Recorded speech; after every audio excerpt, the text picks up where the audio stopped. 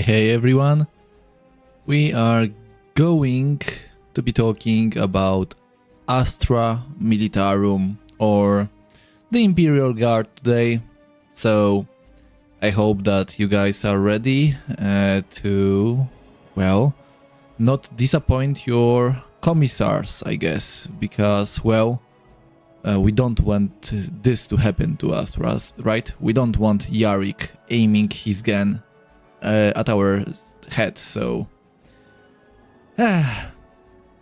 anyway, I hope that you guys are having a good day today. I hope that everything is fine for you, and well, we will see how quickly we manage to cover the Astra Militarum. The last episode we covered Necrons. It took us about 2 hours, I think. I think that it was 2 hours. So yeah, that's something, I guess. This one, well, I have to say, the Astra Militarum are like a mess. So it won't be great overall to play with them. So let's go to the first one, right? We have Sibyl here, and what we know about Sibyl is that she is, well, a gambling addict, because well, it's pretty easy to notice that her active, like the damage here, is pretty consistent, right? Like 248 to 262. That's okay. That's like a very small spread of damage.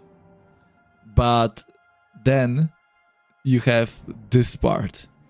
So you have one hit base, right? And then you have like 1 in 4 chance to get 2 hits instead of 1. Then if you pass, then you roll again, and it's a 50-50 whether you get a third hit. And it goes so on and so on. So the thing about Sibyl is that she... Hi Jess, hi. No worries, like school is the most important thing to tend to right now for you, I think, so it should always be prioritized. So the thing that Sibyl does is that, well, she is a nuker. Like, she can 100 to 0 a tank if you are lucky enough. You know, it cannot crit, but to be honest, rolling for more hits is kinda like critting, right? So the whole skill is like one big crit roll. So yeah, if she rolls well, she can one-shot every other character in the game. Like, I'm certain of it. If she doesn't, well, it gets rough, because she isn't very usable outside of the active, to be honest. The only thing that saves her is her passive, which gives you the infiltrate. So the infiltrate is like a very nice bonus, because it gives her a niche of ignoring Overwatch, right? So if you ever fight Brevas, Syjax, Sarkel, Kalandis, whatever, if you ever fight one of those, especially in like Guild Wars, like there are teams built around Overwatch, so giving infiltrate to your whole team outside of Sibyl, unfortunately, can be a big boost, right? It can be a huge jump for your survivability, and it can be a huge jump for your potential to easily clear the fight. So yeah. Hey Tyrus, welcome to the stream. Yeah, in Tournament Arena she is good because of that passive. Yes, that passive allows you to easily counter some of the more popular Overwatch characters. That's very true. But, you know, it also gives you, bringing in Sibyl gives you this nuke thing, right? So it's also very, very strong and important, right? So, this is Sibyl. Like, she is a flex pick, I would say, that you just have to use to adjust to the enemy. Like, you cannot bring her for every game, every match, right? She isn't that flexible herself. She is flexible according to the enemies. So if you find someone with like a huge tank that you want to gamble on, or if you find someone with lots of Overwatch, you pick Sibyl and she will do well. Next up we have Yarick, aka #1 noob trap in the game. So, you know, Yarick used to be the GOAT, right? Before people noticed that you can get Isabella as your starting character, which means, well, that you get a very strong healer. Everyone said to buy the Yarick bundle, and there were a few reasons for this. So the first reason was, back in the day, the skills and the character could get up to level 50, but they wouldn't be able to get to Diamond 3. So they would stop at something like Gold 2 or Diamond 1 later, right? And there is like a very big difference between Gold 2 character fighting level 50 summons and Diamond 3 character fighting level 50 summons, which caused a summoner meta back in the day. And Yarick was one of the parts of the summoner meta, because the guardsmen were very hard to kill and they one-shot your characters. Yeah, and there was nothing you could do, because they were like 15 levels above you. And that was very toxic. I have no idea how the devs didn't stop this from happening, but, well, they did not. And so we have had to get the summoners nerfed because of this mess. So, yeah. Anyway, Yarick right now is Mr. Overhyped in my eyes. Like, he's okay for a beginner, because he feels a few niche legendary release event niches. So, first things first. A power bolter, like, those are good requirements. He gets 2 hits, and that's okay. Like, 2 hits is not that easy of a track for a beginner, right? But then we get to his skills and stuff, and, well, I don't know if he aged well, to be honest. Like, he summons guardsmen. Okay. And the problem with Yarick is that, well, he can summon up to 5, right? So he can get 5 guardsmen on board. The problem is, every guardsman, so you pick your target, right? So, for example, let's say that I am the target for Yarick. And then we get the 5 guardsmen. And the problem is that each one of them attacks me. And, well, it could be good, because they could kill me, right? That would be good. Like, they could one-shot me. But problem is that you have to compare Tacticus characters between those Tacticus characters, so you have to compare them with other things in the game. And, well, it's very hard to be excited about Yarick when Gelgorts is like a better Yarick.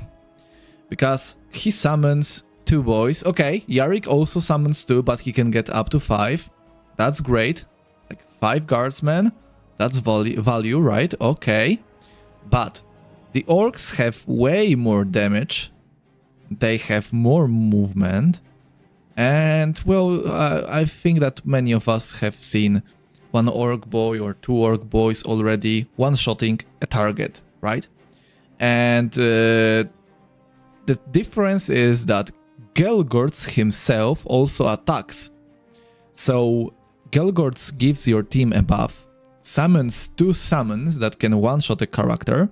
He then charges in himself, perhaps kills a second target, and you have to deal with it all. And the buffs are still here, right?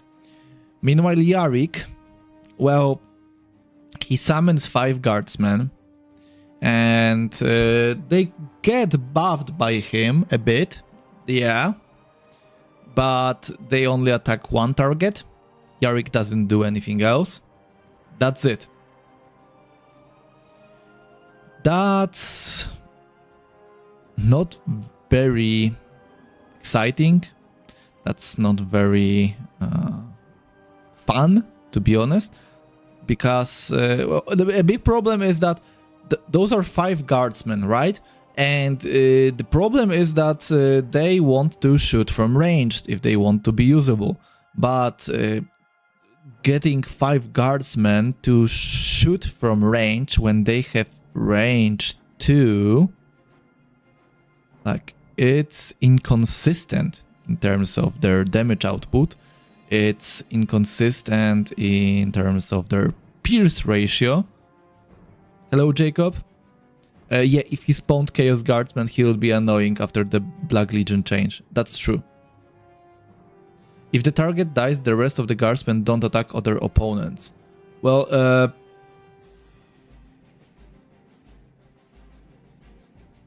you know what? We can try it out. What do you think? Just to be sure. Just to be 100% sure. But I don't want to say something that's not true, right? Okay, let's see.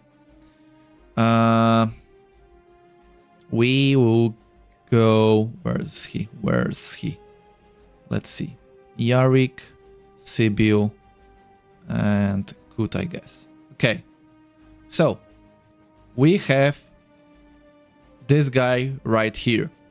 We are going to be targeting him. So, in theory, our guardsmen want to spawn somewhere where they can attack him, right? Let me do normal speed so we can see everything. So they should be spawning around them. That's 2. Wait, that's only 2 guardsmen. God damn. Well, let's see. See? Okay. So the first guardsman killed the target. The second guardsman didn't do anything.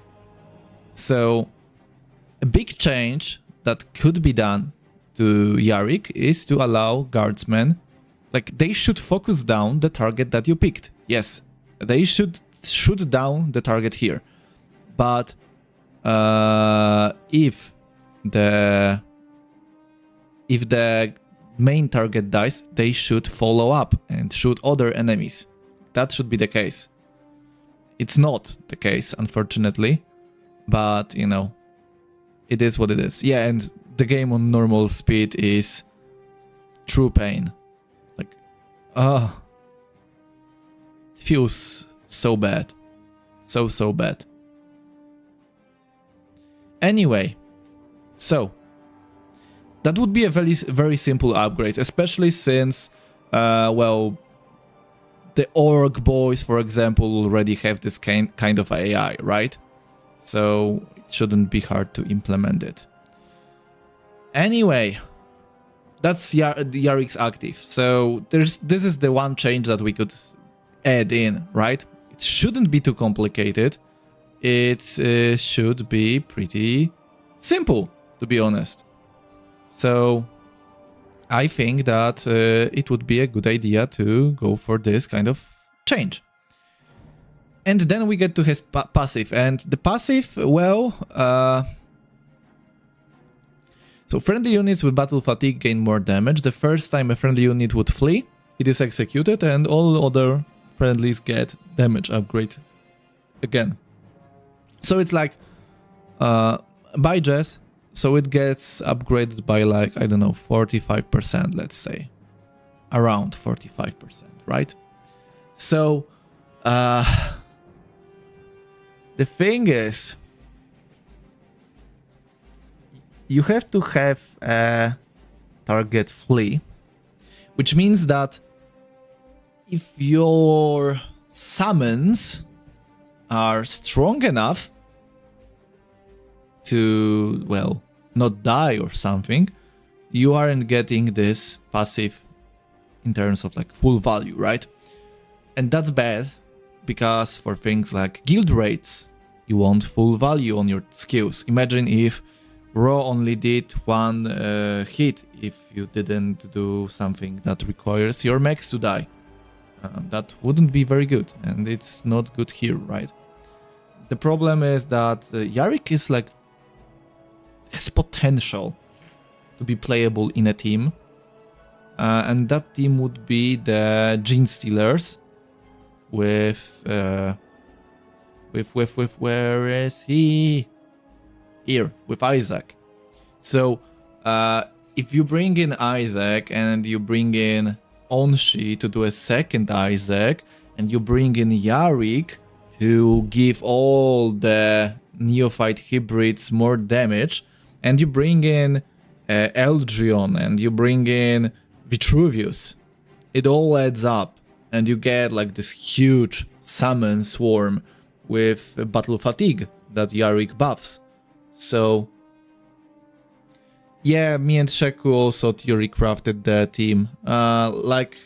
It needs some help. It could be made competitive very easily by some number tweaks, especially on Yarick, since we all know that he is very mid right now. And such a legendary character shouldn't be that mid. And if Yarick were to get the change on his AI here, and the change to his passive here, where it would be like always fully online and it would do something else if he executes. I don't know what he could do. I don't have an idea for this right now. But if he were to get the full damage buff that he has right now after the execute, and then after the execute he would get something else, like maybe your battle fatigue units score one more hit. I don't know. That would be fun. I would love to play with Grots.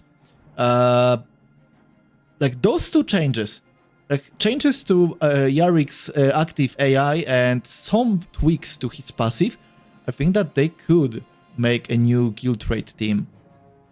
And to be honest, Snowprint should be willing to push more guild rate teams, because the guild rate game mode is the game mode that wants people to buy, to upgrade the characters the furthest, right? Which means that they are going to be spending the most resources and time upgrading those. So the more characters there are to push like this, the bigger the chance that some players will spend to speed it up.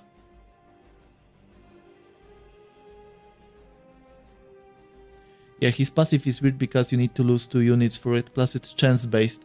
Yeah, that's my biggest problem. Like, it still is a 50% chance for a battle fatigue to proc on overkill. So you are just rolling the dice, I guess, which is bad. Like, I don't enjoy this kind of design. So 50% chance that your passive works fully now. No, that's not fun.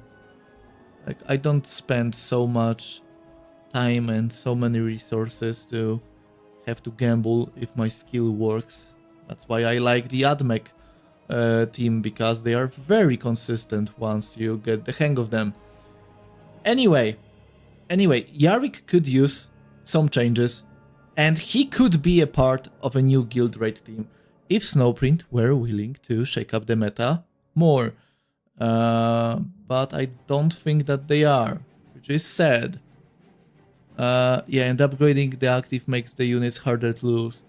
I think that personally, I think that Yarick's active should just be select a friendly summon within 2 hexes, execute it. Summon Cadian Guardsmen, depending on how many units you lost, and then they take their turn, which means that they can move and they can attack different targets and stuff. And then you could add in friendly units with battle fatigue deal plus damage. If Yarick has executed a friendly character, they get +1 hit, for example. Like, I think that I would go this way. You would rather use Elgion or... Yes, true. I would go for Elgion plus Vitruvius. I think that it would work the best, since the guardsmen have 2 hits.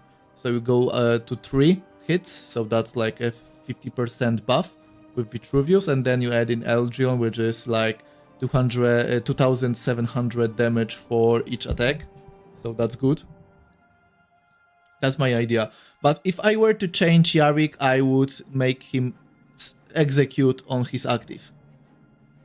So you pick your friendly target and you execute, and then you summon guardsmen. Like the next wave, you like imagine you in a trench with Yarick sitting here, right? He's sitting here, and you are scared and you don't want to charge. And he then goes like pow pow pow, and he shoots your friend, and you have to charge now, and you are the next wave, and the summary execution works then in full effect, right? That's my idea. Anyway, next up, someone truly useless. We have Katskoden with his frag bomb, deals blast damage, 6 hits. No reason for it to have 6 hits, to be honest. The damage number becomes very small because of it. And combining it with the fact that, well, it's low pierce, makes it very, very bad. So it could be, for example, in my eyes, okay? Let me cook. In my eyes, it shouldn't be 6 hits on the main target. Since we have the blast damage, we only need 1 huge hit on the main target. And then we could have like Sharpnel hitting others. So that would be 3 smaller hits. So, for example, with those numbers, I would make it so it's 240 to 360. And it's 1 hit. Because that would make it so there is a chance for this skill to damage anything armored. Because right now there is no chance. And you don't need 6 hits and you don't need 3 hits to take out the swarms. Because, well, blast damage kills swarms anyway, right? And then the second change that I would do is adding cooldown to it. Like, it's a very simple change that could be done to a lot of the older characters. It would not make them too complicated. It would not make them like too, I don't know, too hard for new players, I guess, right? Because that's a big part that Snowprint wants to keep in mind. they don't want the game to be too hard for new players, because they want their mechanics to be, well, easy to catch, right? Also, I see that there is no spotlight for the stream.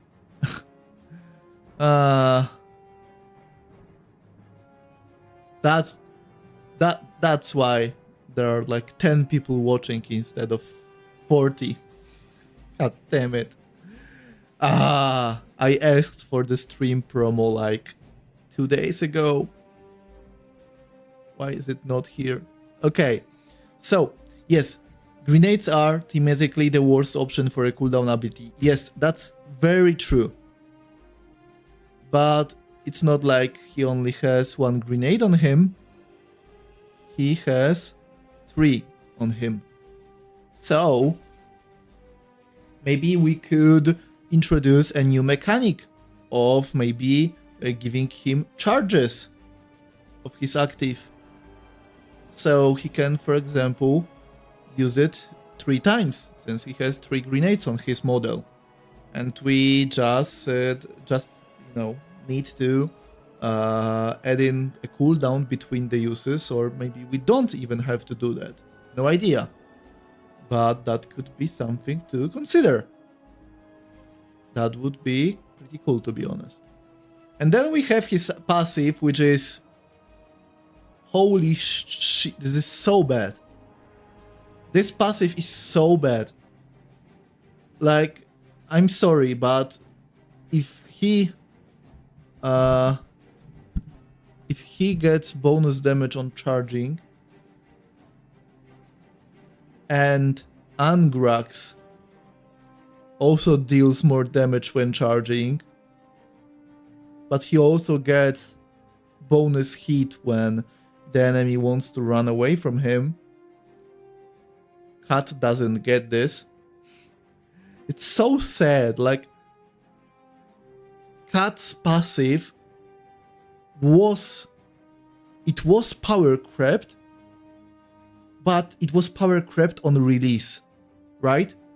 Because Angrax has always had this passive too. And it was just like Cat 2.0, which is nonsense. And they have the same numbers. That's even worse. That's even worse. Because they even have the same hit numbers, and Cat has a worse pierce ratio. Holy shit. What is the excuse for Cat to be this? Meanwhile, Angrax gets Let the Galaxy Burn, Terminator Armor, better passive, better active, and Deep Strike.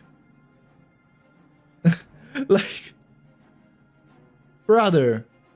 And you give him the same number. Like,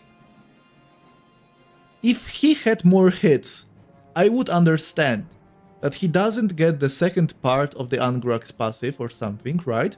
Because he gets a damage buff that is the same as Angrax, but he uses it more because he has more hits. But he has the same amount of hits with worse spears, which means that this matters less, or matters more depending on how you look. And like, please, Snowprint, like, do something about this guy. It's not good. Not good to leave him like this. Yes, that shield should be blocked. He isn't even resilient. Like, what if you make it so when Cat charges the enemy, he deals bonus damage and gets a shield after his attack? Because he has a fucking shield! Like, why could we not have this? Okay, I get it. He isn't a Terminator, he isn't resilient. Oh, he's a big target, like the worst defensive perk ever. But why are we not using the shield? Why could we not make him like raise his shield up and then add in a part here that says that after charging and attacking, he raises his shield and gets a shield. So he can block. Like, come on! It should be so easy. Ah. This is so sad. Cat is the saddest character in Tacticus because he has been power crept since day one and he wasn't touched or pushed in the right direction for 3 years. Which means that, like, in my eyes, he could be like one of the worst investments because there is literally nothing special about him. I think the shield just goes into his stats. Well, you know,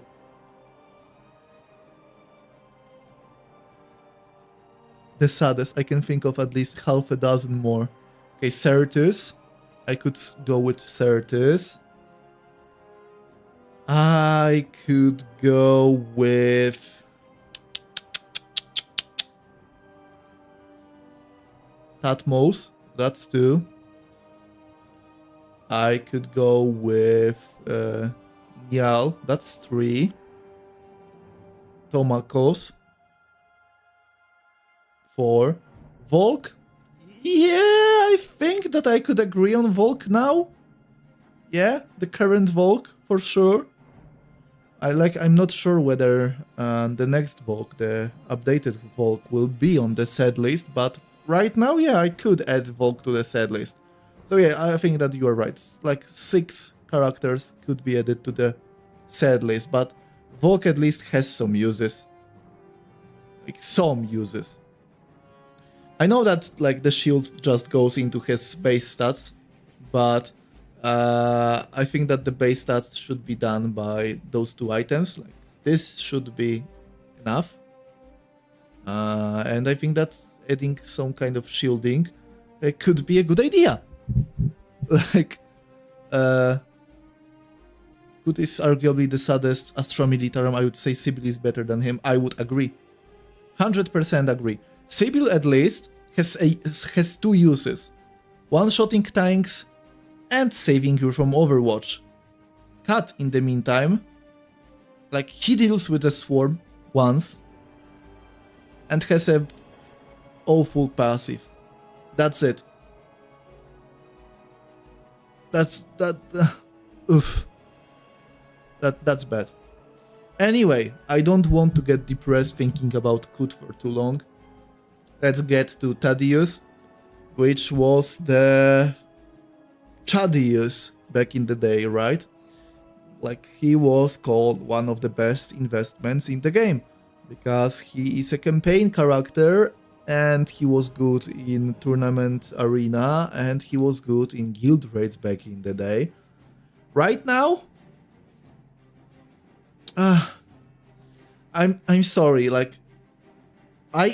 first things first, I really enjoy skills that scale over time. So for each run that has ended, 1 more shell hits the target hex. So I really enjoy this kind of design. Yeah. Thaddeus is definition of the mid tier. So the active, it's so fucking bullshit when he can use it turn 1 and one-shot one of your characters if he hits them. It's always infuriating, and I have no idea why this ability does not have initial cooldown yet. But, well, I'm not a game designer, not a hired one at least, so maybe I'm stupid. Then he has suppressive fire, which is nice. I like suppressive fire in the game. Like, less damage, less movement, not being able to overwatch, like that's okay. Then he has this passive. Now that I look at it, 3 abilities in Astra Militarum have notable aspect of gambling. Yeah, I mean, humans are prone to gambling, right? Who wouldn't want a small gamble?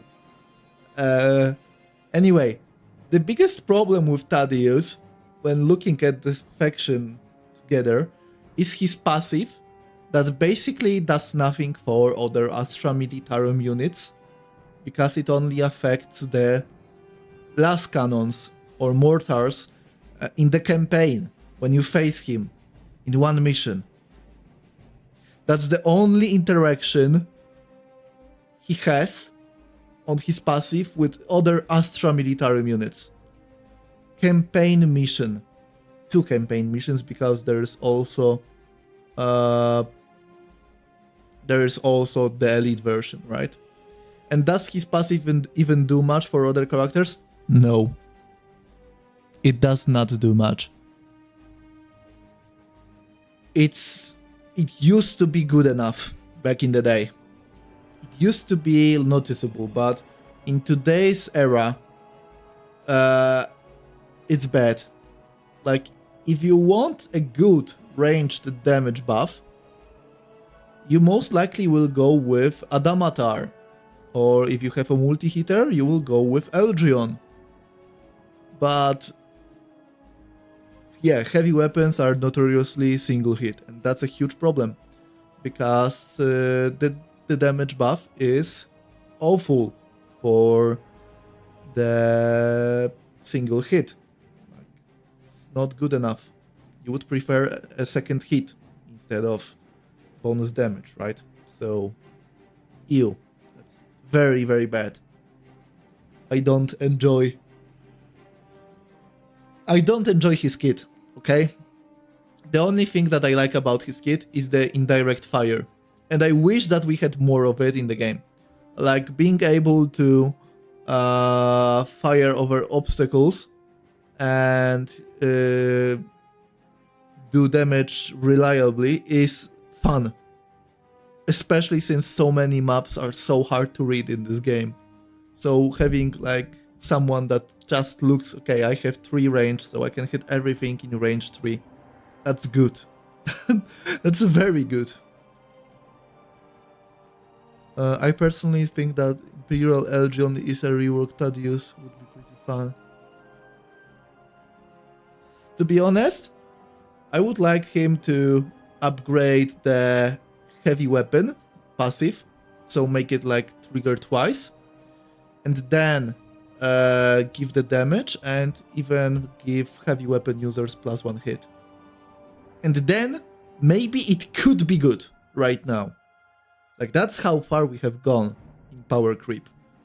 So no, that's the way she goes. Fun fact, did you know that Trazyn currently has Castellan Creed in his museum? Which would be a funny way for Snowprint to meme and say that they can't rework Creed because Trazyn is in the way. Oh, I mean, yeah. Yeah, I mean, especially since Creed needs a rework. And trolling us, saying that, oh no, we cannot do anything because he's captured by Trazyn. I'm just saying we could kick out Creed and bring in his daughter. Ah, so many good ideas, guys.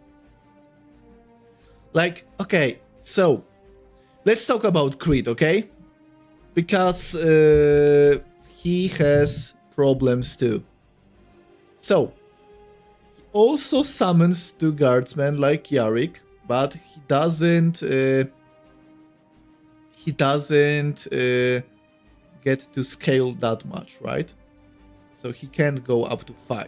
And then all friendly guardsmen take a turn, so they move and attack. That's okay. That's great. No, we already did Yarick Trench before you came. We did Sibyl, and the second character is Yarick on the list. I'm just going left to right now. So, just like Yarick, he summons guardsmen, but he can summon 3 if Sergeant Kell is in play, which means that if his passive is online, he can get 3 guardsmen, right? That's okay. 3 guardsmen, giving them a second turn. So the idea is for you to summon with Yarick and then move in with Creed and use his active, get even more guardsmen, give every guardsman a second turn. Like, okay. Okay. That's cool, I guess, right? The guardsmen are not really exciting, to be honest. Like, okay, they just shoot with 2 hits. Great, low pierce. Just like Creed's attack. Which is what I wanted to touch on. Creed has 0 traits. He has a passive that does nothing for him personally. He gets a second tank, right? He gets a summon that is tanking for him. He has awful damage, which means that his only role in your team is to tank the damage and give you 1 turn reset for your guardsmen. And when you compare it with Tangida, for example, well, Tangida is tanky. Tangida makes your other mechs tankier. Tangida summons up to 5 Skitari, and then he can restart their attacks every turn, right? So, man, like, I really enjoy the Kel thing. I like the idea, like, he's in play, your active is better, he swaps places with you and tags for you. That's okay. I really like it. But the problem is that he only can tank. His main problem, from my experience, would be that Kel is notably not squishy, but he can't endure a lot of attacks that he should be able to. He tends to get wrecked immediately, which leaves your main attraction of your active underpowered at best. Yeah, I feel like this too, because I have a friend that also has a maxed out Creed, and he also told me that Kel is not tanky enough. Like, he at least should get, I don't know, resilient, I guess. Something like this. Maybe parry, whatever. Hard to tell. And again, Gelgords does this and attacks himself. Yes. Yes, that's true. Gelgords, once again, is the definition of power creep and action creep in Tacticus. Because, you know, Gelgords and his active is like the most overloaded single ability in the game. You buff everyone, you give them movement, you summon 2 strong summons, they take a turn, you take a turn attacking. It does so many things on 1 click. So it's very hard to compare characters like Creed to newer things like Gelgords, let's say. Like, the Gelgords rework is such a win for the character that so many other characters look useless next to him.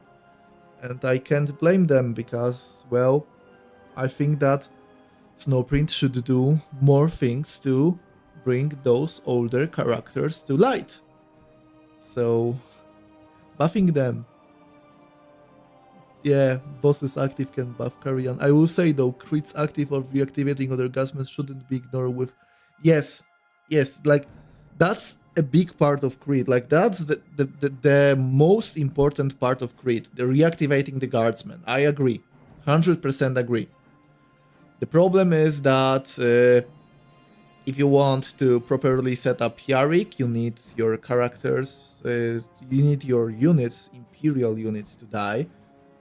You need to then use Yarick active, move in with Creed.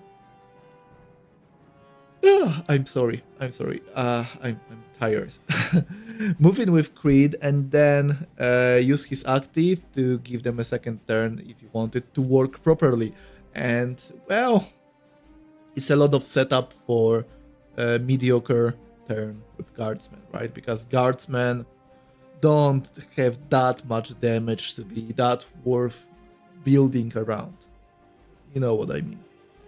I am in proposal. A 7th guardsman after the new Krieger that is currently being released should be the gold Cyphers. Yeah, okay. I'm sorry. I think that maybe in 5 years we will get a 7th guardsman unit. So sadly we only get 1 character rework per cycle. Adding Terrifying to Harken was a lot of work. Yes, like it was a lot of work to add in Terrifying and make Harken active hit 2 people. That's a huge change. Remember the good days when we got Gelgorts and Snapareka reworks on the same patch? Like, we as creators, for example, we knew that Gelgorts was happening. We had the info that Gelgorts was being reworked and we could prepare for it. But the Snapareka rework was total news for us too. So we had like 1 day to prepare content about the Snappa rework because, well, it got announced to us last minute too. So, you know, it is possible to do 2 big reworks on a patch. And it should be aspired to. But, well, we will see. Anyway, that's great for you. Unfortunately, he is old and he is very power crept. And if he was an enabler that was tanky, his job would be to tank and to reactivate your guardsmen, that would be good enough. But he isn't that tanky and he isn't that good at reactivating your guardsmen. So, that's very bad. It's sad with the Astra Militarum as they are just dudes. Normal dudes who got roped into hell automatically means they get messed up. Fred, what rework do you think is next? Will it be Black Legion characters like Angrax or Volk, or would it be a different faction? I think that it's a safe bet to say that Volk would be getting reworked next. Mostly because Angrax doesn't need love right now. Like, he shouldn't be high on the priority list. I think that Angrax is way stronger, for example, than Gibas Krabs. I think that it's not a controversial take. Volk needs a rework. And, well, I would guess that Snowprint would just follow up on the Black Legion reworks and would just focus on that. So yeah, the next rework, in my opinion, most likely is Volk. But in my heart, I want to believe that it's Gibas Krabs. We will see. Now we have the last Krieger, the last Astra Militarum unit, the horse. The horse. Martial horse. So, as you can see, the horse is pretty amazing. You can give it a lick, like the song used to sing. Hons. The Hons. Yeah, sorry.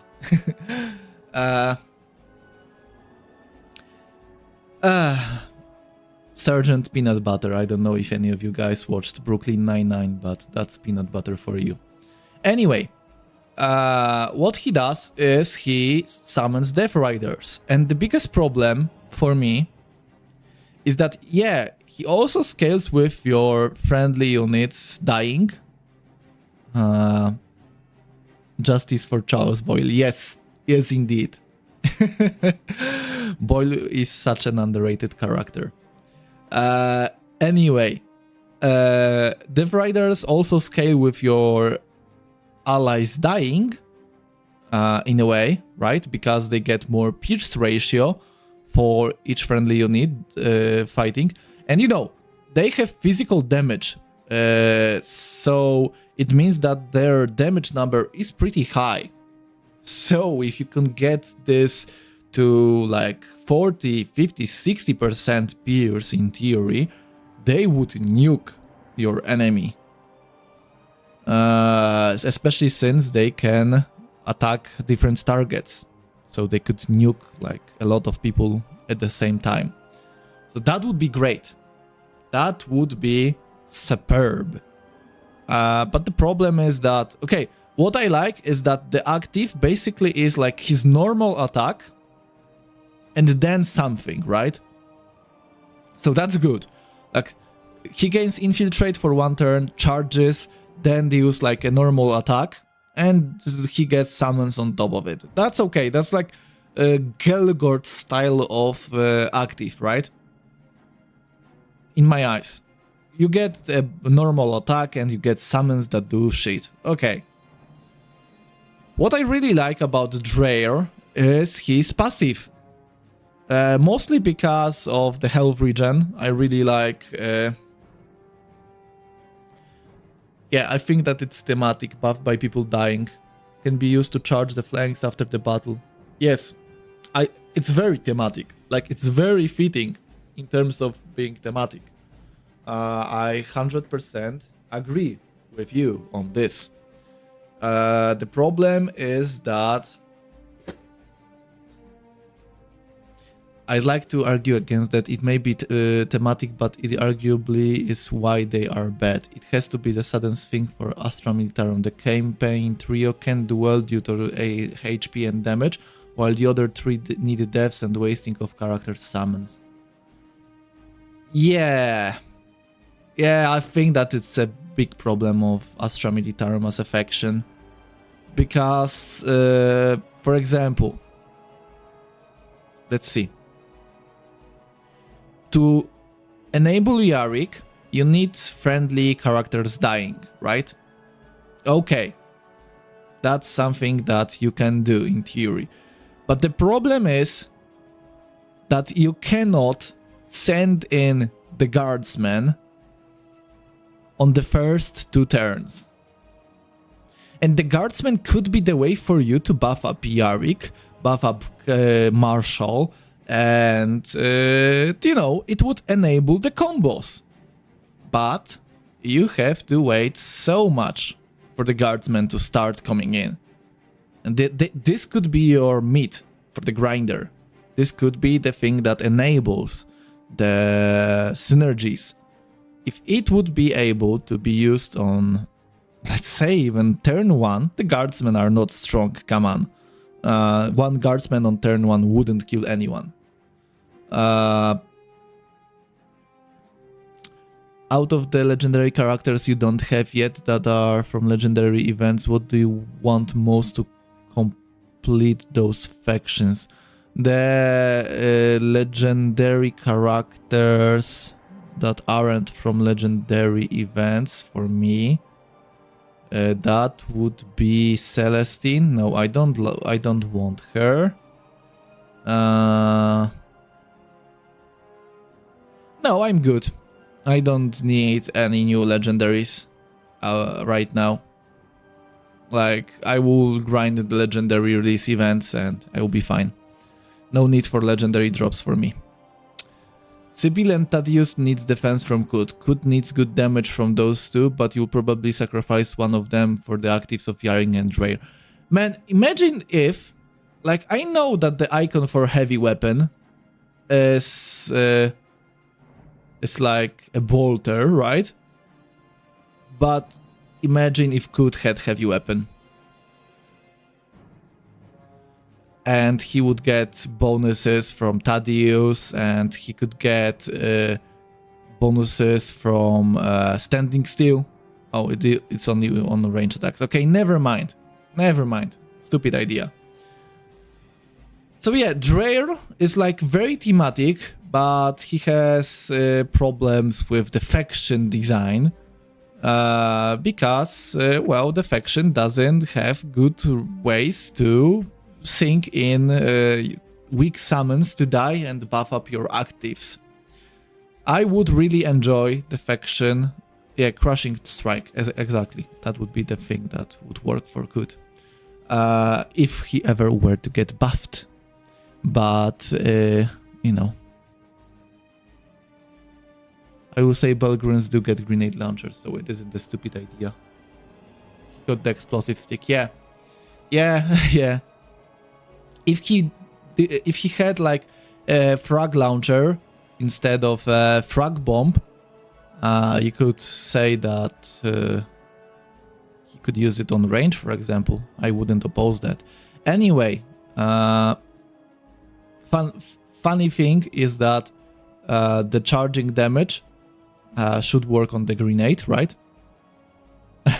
So I just wonder whether it works on the adjacent targets. It should for sure work on the target adjacent to Kut, but I'm not sure whether it works on all the other enemies.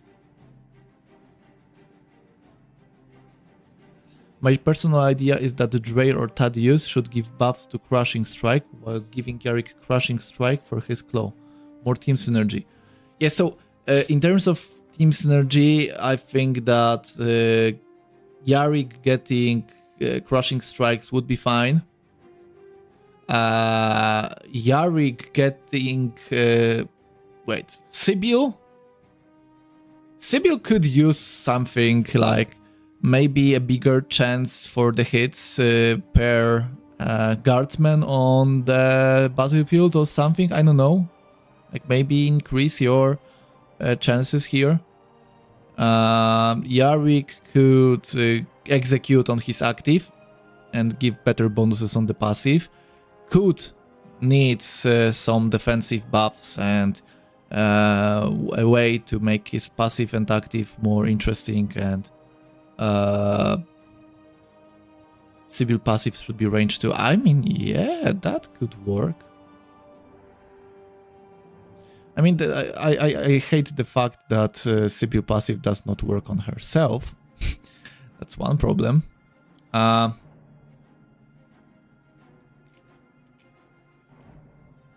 Yarick's only change since release was quite literally a nerf rework. I think it was a nerf. Why do I see Astra Militarum getting rework and Celestine gets a rework instead of Yarick at the same time, since she's from the Fall of Cadia mirror campaign, like how the rest of the guards are? I don't think that Celestine needs a rework. I think that the devs will stop at giving her a relic. That's it. I think that relics are paywalled mini reworks sometimes, so you know.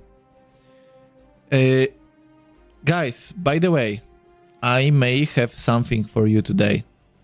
I know that it may be out of nowhere, but I do have a code for you. And well, if some of you want to share it on the Tacticus Discord, for example, I think that it would be nice. Just make sure to link this stream link next to the code.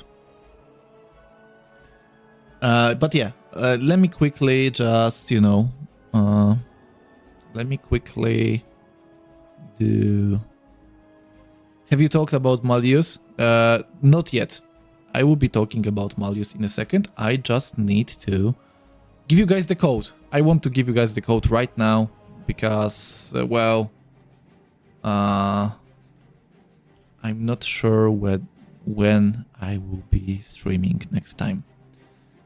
So you know. Okay, so... Okay. And now we make it like this.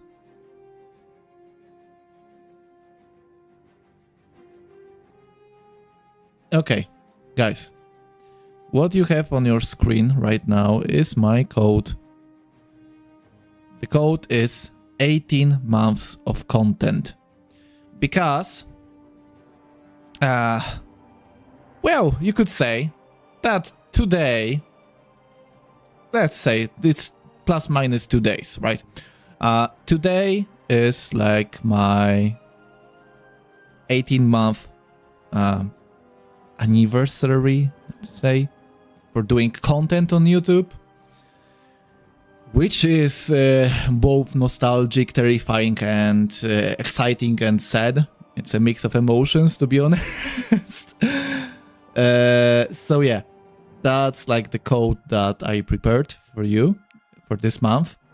Keep in mind, you will also be getting a code from me next week, because I will be featured in the creator interview in-game.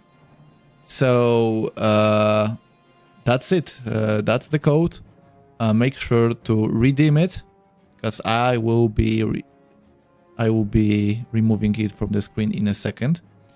So if you want your 5 Tangida shards, if you want your 5 Actus shards, and if you want your 50 energy, make sure to use this code. It's a good code. Anyway. Okay, let me remove it.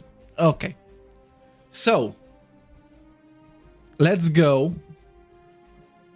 Let's go to the biggest offender in the Astra Militarum team.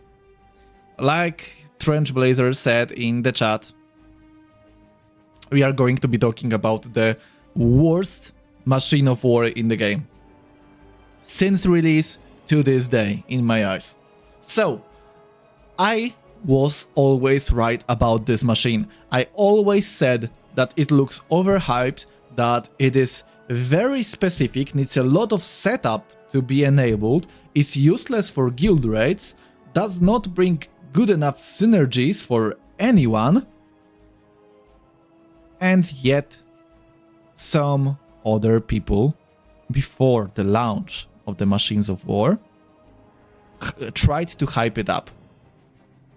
No idea why, because it was very clear from the beginning that Forge Fiend will be very useful with clearing summons, and it was very quickly discovered that Biovore is very good for distracting the AI, which could be expected. Everyone was talking about manipulating AI before the premiere of Machines of War. But some people still promoted this machine, which... oh, such a bad choice. No idea where it came from. So yeah. What does it even do? Let's first talk about the Mythic passive, because the only thing that could save it after the release was the Mythic passive. So, enemies that are adjacent to a friendly Cadian Guardsman or a friendly Mythic character take up to 20% more damage from ranged attacks by Mythic characters. And, you know,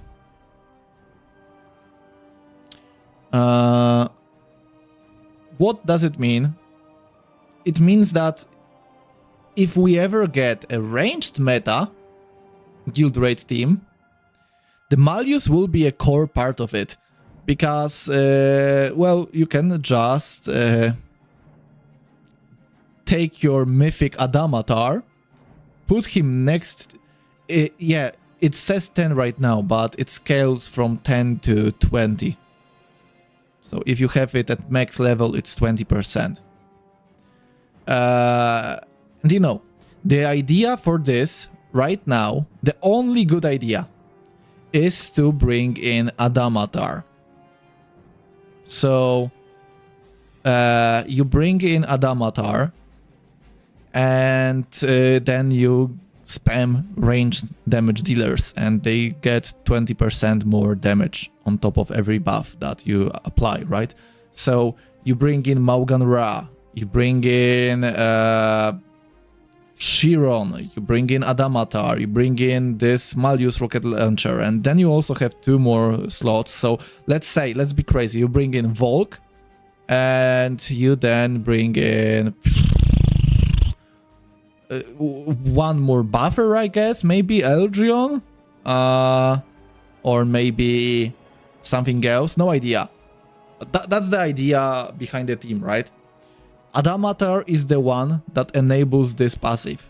in your team. You have to get Mythic Adamatar because he will enable his passive and this passive at the same time. That's the idea. That's the only combo here. Because the enemy won't be adjacent to a Cadian Guardsman. Because the Cadian Guardsman prioritizes fighting from range. Which means that he won't be standing next to the enemy. The only way that it could be made better is if it was like enemies that have been damaged by friendly Cadian Guardsmen. That's it. Might as well get Vitruvius for another hit on that range damage sub. Yeah, but if you have 6 hits, getting to 7 is not that good. So, you know, maybe even Thaddeus would be stronger. Because there are many heavy weapons in this team that I mentioned, right? No idea. No idea, but it's not my niche to play with ranged multi-hits. So I don't know what could work best, but I'm just spitting ideas and hoping that some of them land. Anyway, so the only way to reliably use it well is to bring in Adamatar.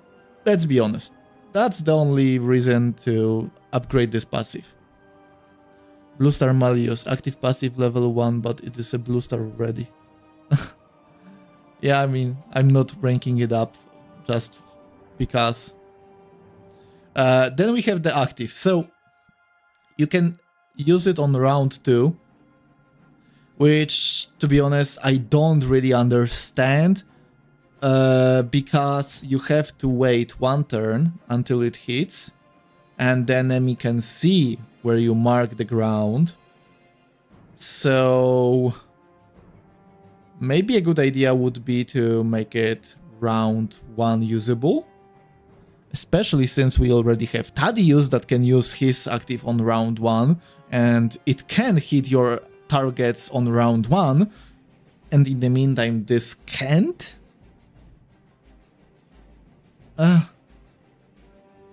Yeah, that active is basically Thaddeus active, but you decided to nerf it for some reason. That's exactly what it is.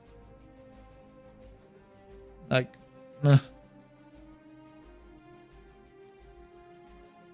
it's sad. It's sad. The active is sad. It's garbage. It's a garbage skill. It's a waste of resources.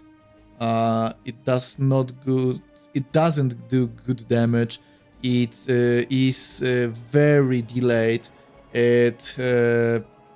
Enemies hit within 2 hexes of friendly Astra Militarum take more damage. Woohoo! Amazing!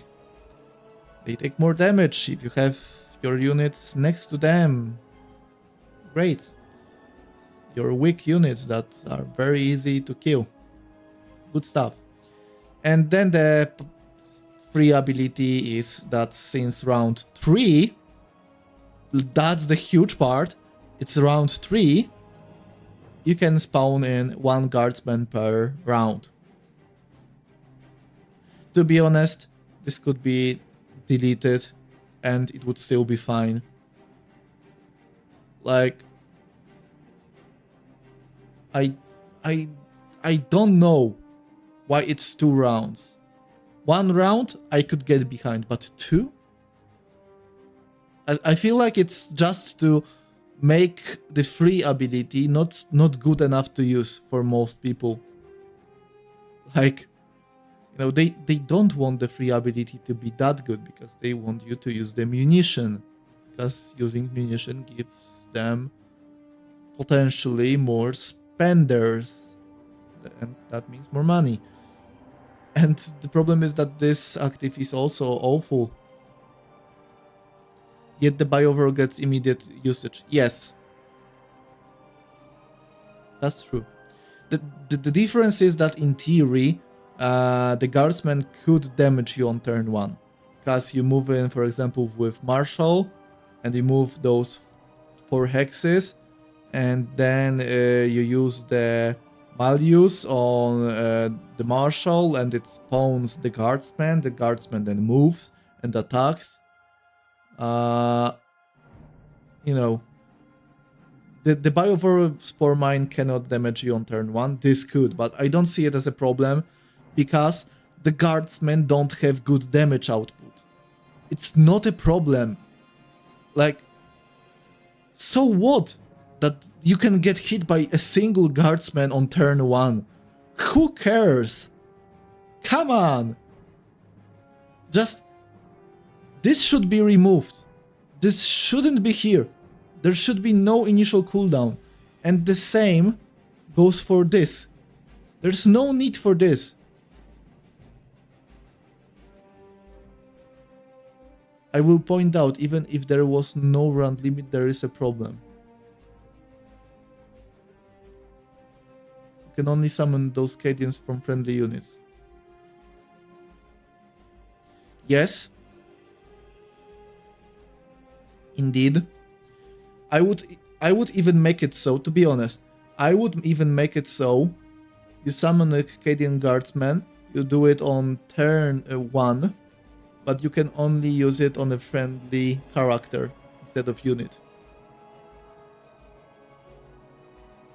Like, I would be willing to take this targeting nerf for the speed buff, you know. Being able to use it faster, but being more restricted with who you can use it on would be good enough in my eyes. But yes, it is harder, especially since, you know, the spawning and targeting AI can be very weird sometimes.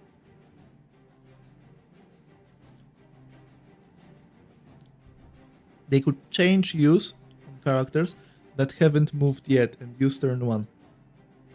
Oh, no? Okay. That would be a good middle ground. Watch Necrons get Machine of War before Astra Militarum gets their Machine of War reworked. Astra Militarum won't be getting their Machine of War reworked. Necrons will get the Machine of War, but I would suspect that it would be in 8 months or so, maybe. So it would take a lot of time.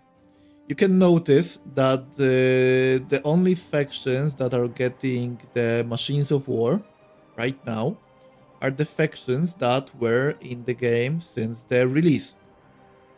Who does not have it? Oh, and then there's a Tau, because of course there's a Tau. Necrons don't have it. The Black Templars don't have it, and that's basically it from the release factions. So, yeah, I think that he means like Gelgorts and Lucian. I would call for Black Templars next. That would be my bet. I think that there's a big chance that the next Machine of War will be Templars.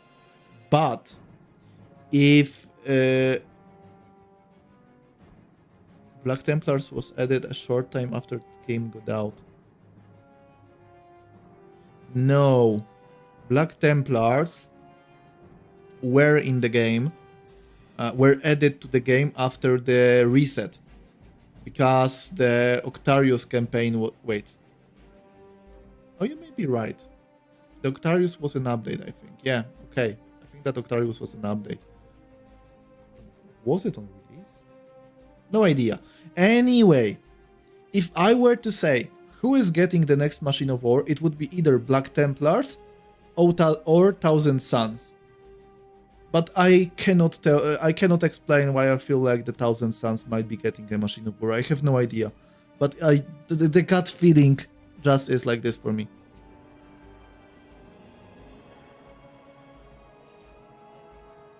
Yeah, it should be chaos based. No hope for your AM. No high hopes here because, well, I think that it's clear that the older factions are getting targeted by Machines of War first.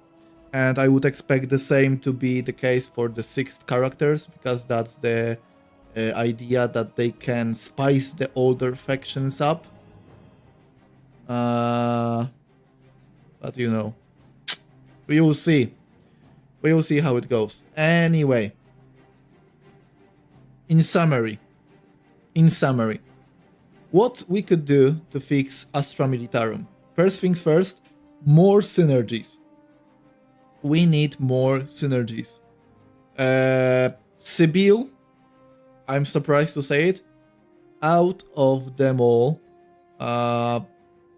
needs the least love, in a way. She can nuke, she can support, you can increase it to range 2 maybe, or give it some other effect, that the passive. Like that's it, that's all that she needs. She does her job. It's a niche job, but she does it. Yarick, crushing strike, please. It would fit the claw here. Give the execute on the active and upgrade the passive. Cut Skoden. Crushing strikes again. Like, make him hit more. Upgrade his passive, so he is not like a worse Engrex, because he is the worse Engrex right now. Yeah, I would say so too, Trench. Like, upgrading Sibyl active with synergies with either Guardsman being on the board or friendly units dying would be a good way to rework the skill without making it completely new, right? So, yes, 100% agree. Scut needs... well, they slowly rework basic campaigns, faction characters, Vulcan Angrax for Black Legion, then we wait for... I mean, I see that they are reworking older characters, but you know, back in the day they were able to rework 5 Black Templars in a single patch. Because the changes that they made weren't that drastic, they were number tweaks. And you know, it was good enough to change it like this. So why not do some number tweaks for example, Astra Militarum now? Or for the Necrons that we talked about last time.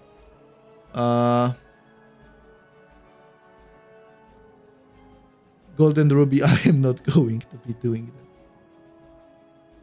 Yeah, so, like, they were able to do it back in the past. And I will hold them to this standard. I would expect us to get like 3 to 5 number tweak, like character changes to an old faction like Necrons or Astra Militarum in a patch. Preferably in the next one, but you know, it is what it is. It's possible to do. But it just requires for a dev to spend a day or two thinking about the changes and implementing them by changing up some numbers. So, Thaddeus, anti-synergistic with his whole faction. The passive does nothing for other Astra military units, except for last cannons and mortars in the campaign, so the passive is a dead skill. Said, it needs some kind of utility. No idea what, but it needs some changes. Creed, he could be a very good tank if Sergeant Kell was more tanky. I'm just wondering when Giba Scrap gets that rework we were told about. Can't remember how long it has been since that it was announced. It was a very long time. I think that we are getting close to like a year since the Gelgorts and Snapper rework. Right? Wait, when did I upload my Gelgort Snapper rework video. Let me check. Let me check how much time has passed since we missed the rework for... Okay, that was over a year ago. So we have been waiting for over a year for the Giba rework. Because Snot was the first rework, then was Tank Smasher, and then it was Gelgorts plus Snappa. 1 year. 1 year for a Giba rework. Holy fuck. They really like to take their time, right?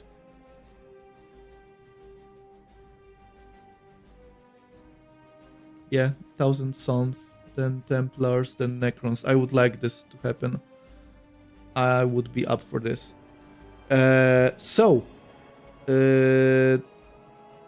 Like Sergeant Cal for Creed needs some buffs to his survival rate. He needs to be able to survive some fights. Then the Guardsmen, like giving them a second turn is good, I think, but not that drastic. And then Marshal Dreyer, like, okay, he's a victim of the whole faction. Like, by himself, he's okay, but the fact that the faction has no setup for him, realistically, makes him just way worse to use. But the setup could be implemented by the Malleus rocket launcher, which could be able to use its free ability on round 1. And then it would mean that you would be able to feed the guardsmen to the enemies. It would kind of work like an unreliable biovore in a way, but you know, the idea is to buff up Yarick, buff up Marshall, and thus buff up Creed. So that would be a good synergy. And the active just does not need an initial cooldown because it's already delayed. Thaddeus does the same thing but with no delay and with no initial cooldown, so why stop there, I guess? Just gamble.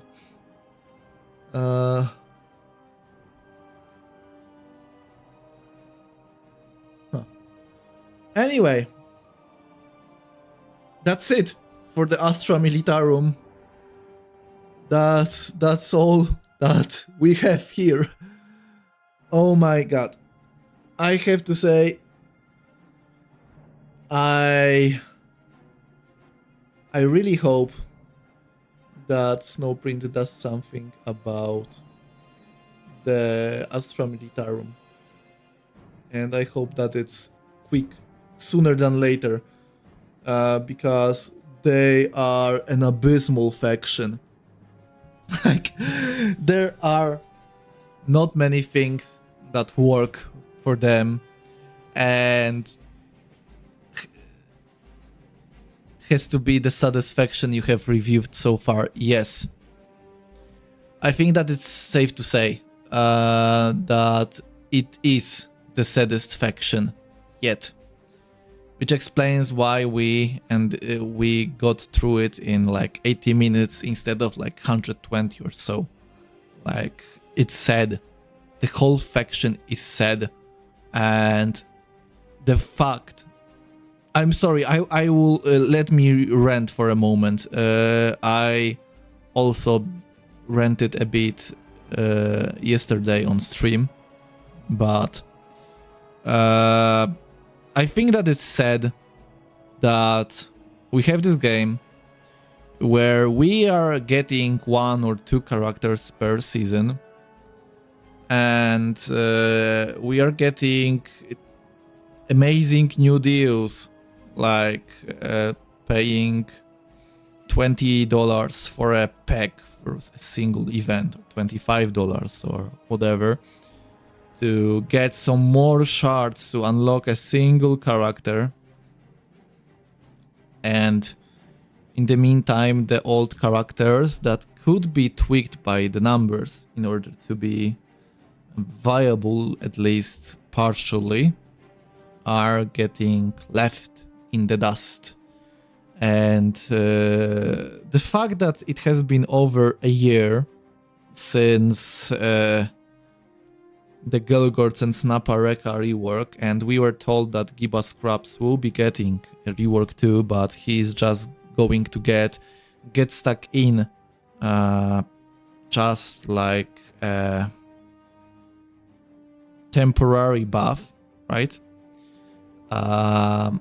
Is said to me, because, you know, I would expect a temporary buff to last for a season, 2 or max 3 seasons. So that would be up to 15 weeks, so let's say 4 months. But it's 12 months now. And, well, there's no word on the Giba rework. Every time that I ask the Snowprint team, I get the answer that it's not high on the priority list. A lot of things are not on the priority list that should be on the priority list. Like, looking at Astra Militarum today gave me some kind of Tacticus depression.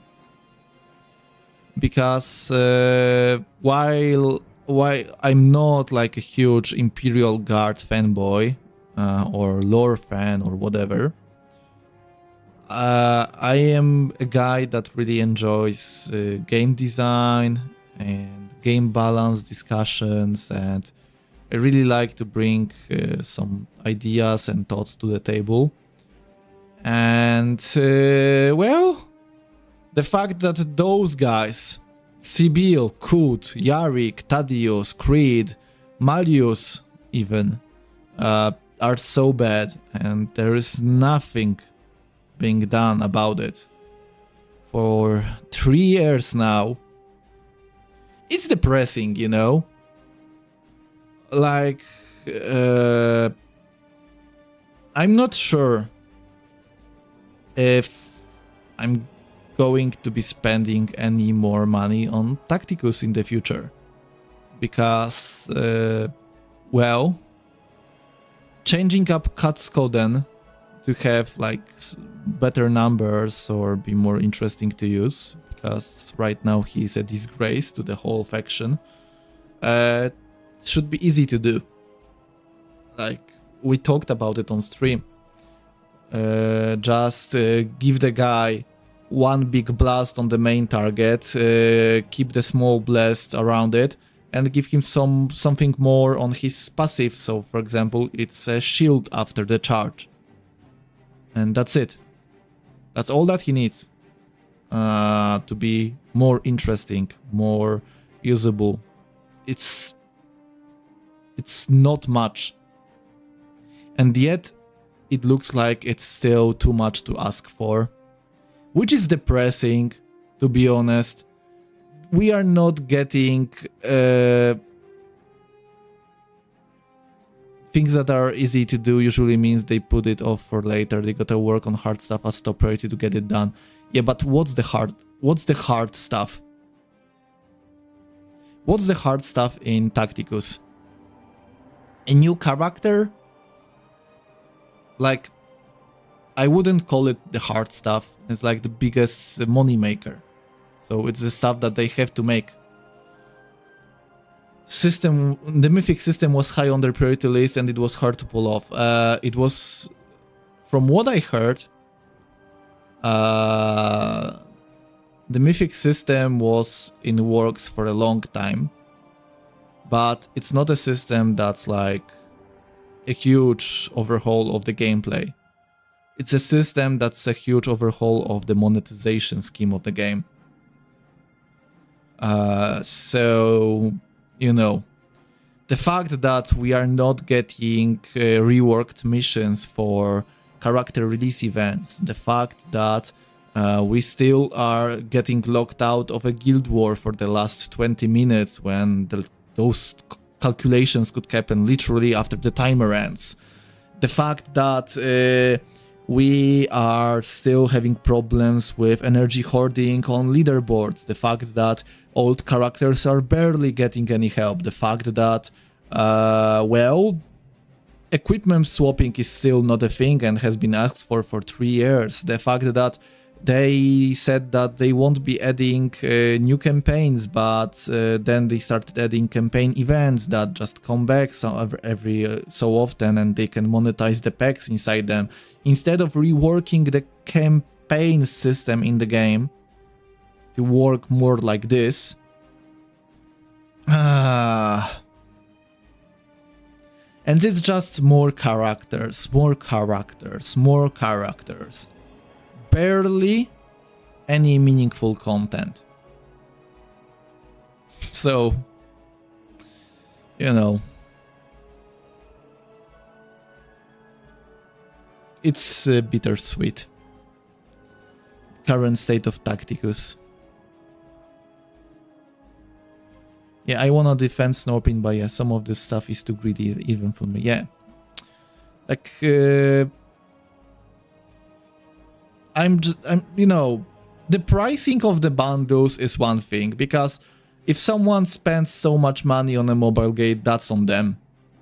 Like, that's a whole other disease that is a problem in the society of the gamers, let's say. But they just use the fact that people are stupid enough to spend so much money on a mobile game. But the fact that we are getting those greedy bundles, this greedy monetization scheme for a game, it irks me quite a lot, because I would be fine with it if it would cover upgrades to our quality of life. Can we also remember Games Workshop is also to blame? Well, I wouldn't say that Games Workshop is to blame for things like Snowprint not feeling the need to rework the character release event missions, or not being able to buff up all their characters, because I'm pretty sure that they don't have to run number tweaks by Games Workshop, right? So you can say all that you want, but I'm just saying that I would be fine with the bundles and the pop-up ads and the prices and the whole. There is an event going on all the time, so whales can spend even more money all the time because there are new bundles every 2 days. I would be fine with it if this whole thing was causing us to get more quality of life changes, more upgrades to our experience, more meaningful content. And right now, what do we have in the game? We have been looking at the projects tab for 3 years now.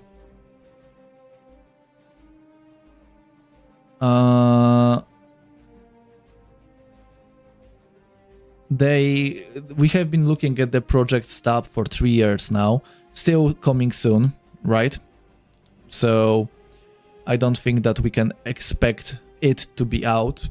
Doesn't look like Snowprint has any idea on what to do with the projects, because they would be teasing it bit by bit at least. So I would say that projects are dead. Then we got... What did we get? We got Guild Wars, which is basically Arena Plus with modifiers. Yay. We got Survival, which is basically Onslaught Plus, in my eyes. And yeah, that's it. That's it for the meaningful content. Okay, we got Incursions, so that's like mini campaigns that you deal with a rogue-like style, but you only need to clear it once realistically. You know, it's just not really exciting. It's the same thing in different styles, let's say. So I'm just bitter. Yeah, and the campaign events, but they are just timed campaigns. Yeah. I also feel bitter about the fact that I basically got no response to my 20 things that should be changed in Tacticus. Like, I got told that, maybe a few points we can agree with. A few. So a few for me is like 3 to 5. And there were like 20 points, but they didn't say what they agree with. They didn't say what they disagree with. They got me no feedback. And we basically just talked to air with this video. Co-op mode or a mode that involves online playing together that is in tournament arena would keep us busy for a while. Yes, it would. It would, and it could be fun to play like this. But, you know, I don't think that Snowprint is that eager to work on more online stuff, since we couldn't get casual in-guild tournament arena for 3 years. So, you know, if you ever wondered why I have not been doing many Tacticus videos for some time now, that's why. Those things add up. And I'm feeling less and less comfortable covering a game that works like this and treats the customers like this, you know? So, yeah. It is what it is, I guess. Anyway. Watch projects be revealed just to be how they do Imperial Knights, Chaos Knight, and Titans. Well, if they do reveal the projects in like the closest 2 or 3 months, I will be amazed. But I believe that it won't be the case. And I would expect the Giba rework to happen first.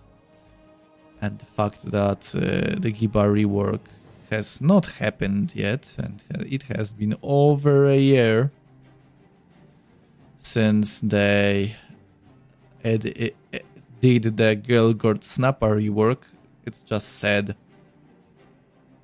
Like, people are saying that, oh, Giba Scraps is okay, but, you know, they are talking about the campaign. You know, in campaign, Katskoden is okay, because he can clear a crowd with his grenade and he can tank the enemies.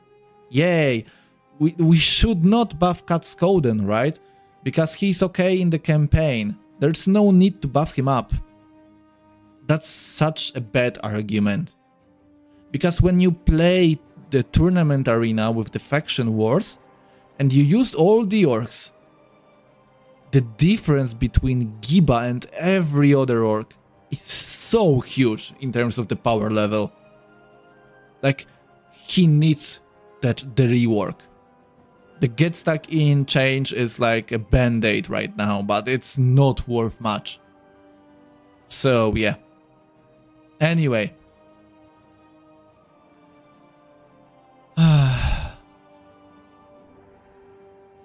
I need to stop talking about Tacticus today. I am getting tired of it. Guys, thank you so much for listening to me talk about Tacticus. To be honest, I would love to sit with you guys for some more time. But I would like to do it over some different game, if you wouldn't mind.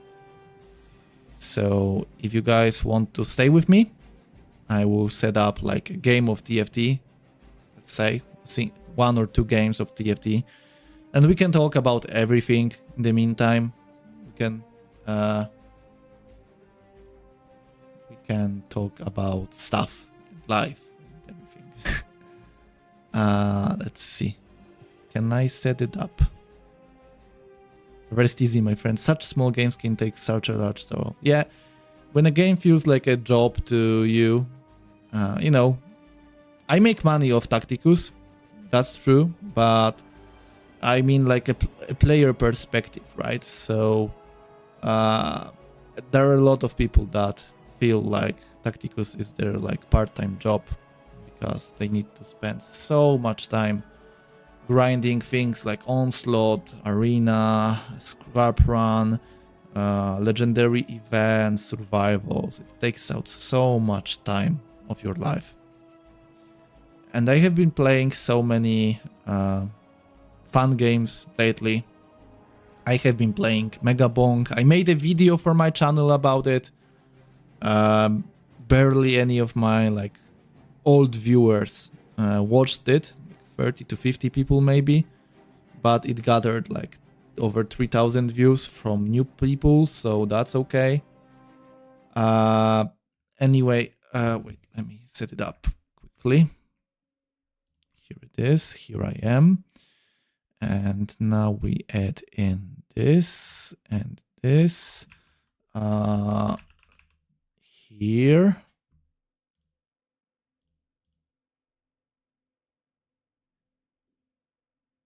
And like this.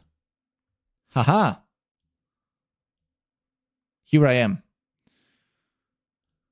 Anyway, you know, the problem is that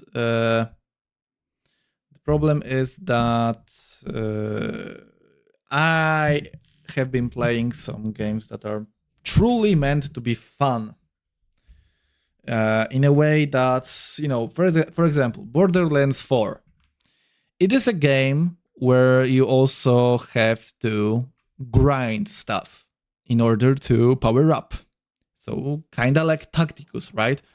But wait, let me see if is the audio level okay? Is it? It doesn't look too loud for you guys, I think. So we will stick with the sounds right now. Anyway, you have to grind in Borderlands 4, and you know, it takes some time. It is a process, true, but it's a different feeling because I can decide when I want to farm something, how hard I want to focus on it. I can adjust it to my needs, right? And in Tacticus, oh, it's more like you get the fear of missing out, right? So if I don't play this season, I'm not getting the Marshall Dreyer shards. So if I want this character, I need to be very active and focus on the game for the whole season, which is 5 weeks of my life. So, you know, I don't like FOMO in my games. But that's the reality of Tacticus right now. It has always been. Let's be clear. So yeah. Random side question, but you got a tier list of Borderlands games.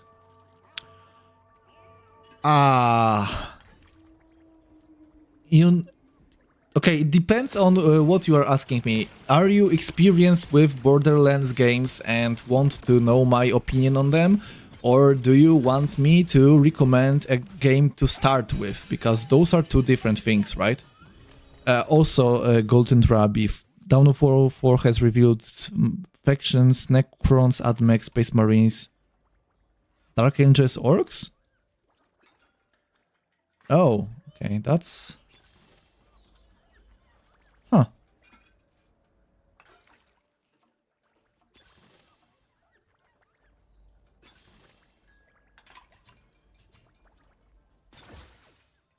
Okay, I wanna go duelists. Okay. Don't test me. Here you go. Here we go. We will sell you. We'll add you here. We'll save you. Okay. Now you. Okay. Okay.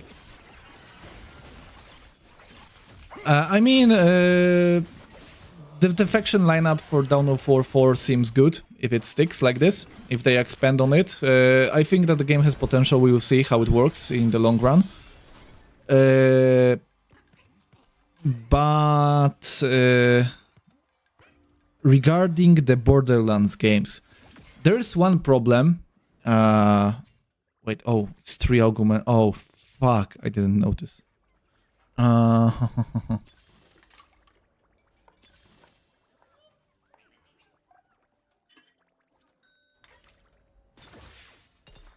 YOLO. Oh, duelist. Easy. Gambling always works, as you guys can see.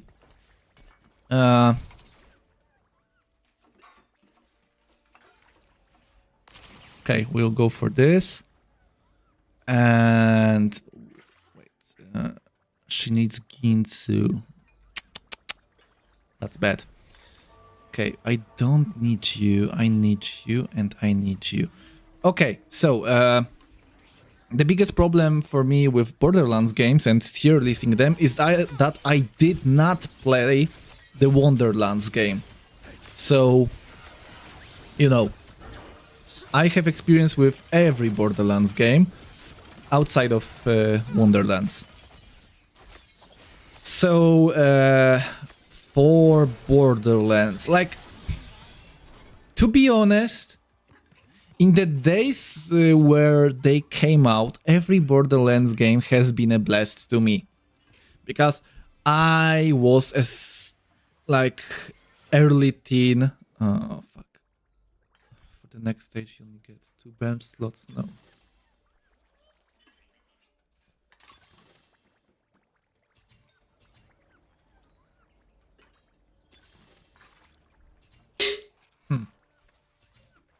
Money sticks.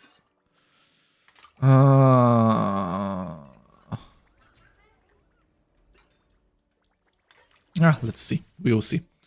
I never picked it before. My heart is iron.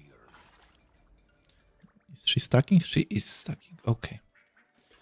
So we need more slots. So like this. We need to scale up as fast as possible.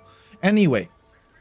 Like, I was a kid that basically raced on Borderlands 1.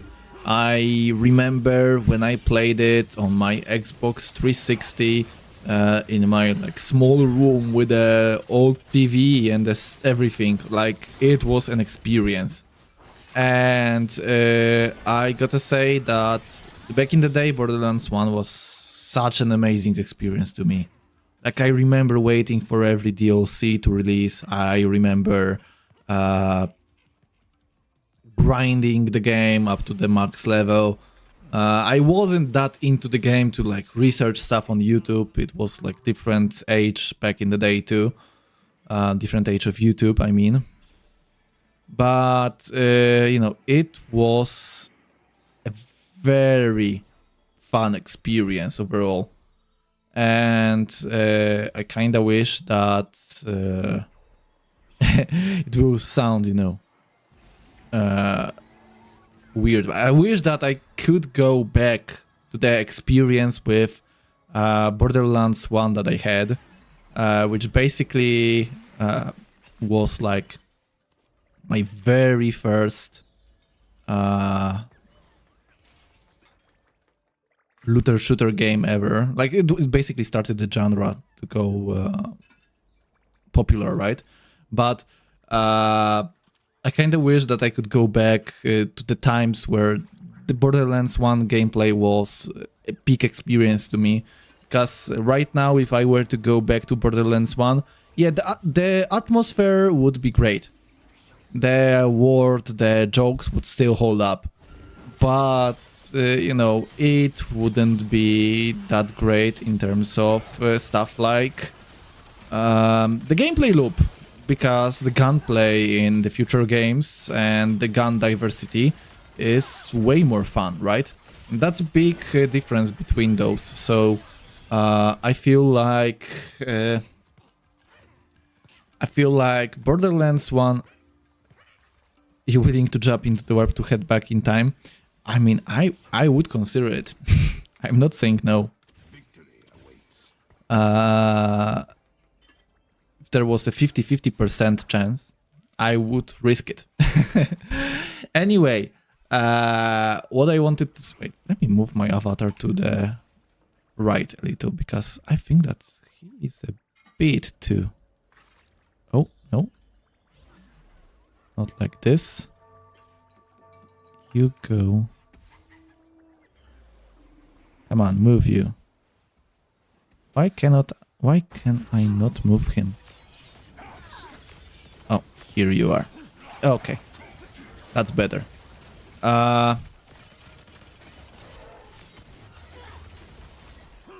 Okay, so yeah, so Borderlands 1, back in the day when it was released, it was like a great wait, why did that not lose any health? What the hell? It was it was a great experience to me. I really enjoyed the whole world, the whole gameplay loop, the whole atmosphere of it. It was like 10 out of 10. Then Borderlands 2 came out, and when Borderlands 2 came out, I was in like middle school. So Borderlands 1 was primary school for me. Borderlands 2 was middle school. So, you know, I changed a bit.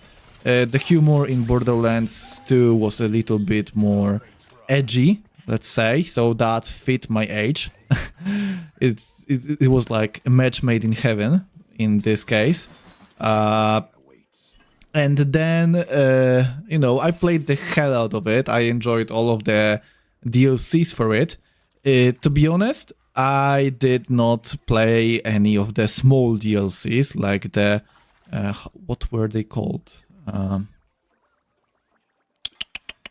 No, the Snowman DLC, the Tropical Island DLC, Treasure Hunts? No. They were called something like this. And I didn't play a single one of them. Because I played so much of the game back in the times where it got its 4 DLCs that I really didn't feel the need to spend more to get like some mini maps with smaller missions or the Grandma Flexington storyline. I watched it on YouTube and I didn't feel the need to spend more, right? So yeah, so Borderlands 2 for me has been amazing. I really enjoyed it. It was a great game that to this day is very fun. I feel like Borderlands 2 I don't know, there's just something about it that just works. You could say that it's Handsome Jack, of course. That would be the easiest answer. But, you know, the community support of the game with the fact that, there are many mods that make the game more fun, more enjoyable, give you more new mechanics, rebalance the weapons, make everything like more usable. So it's not like just strict meta, let's say.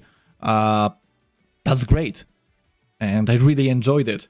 Because, it gives like a second life to the game, right? So, and it happened to Borderlands 2 with the mods. And I'm very, very happy for this. Anyway, so that's Borderlands 2. Like, a very nice game.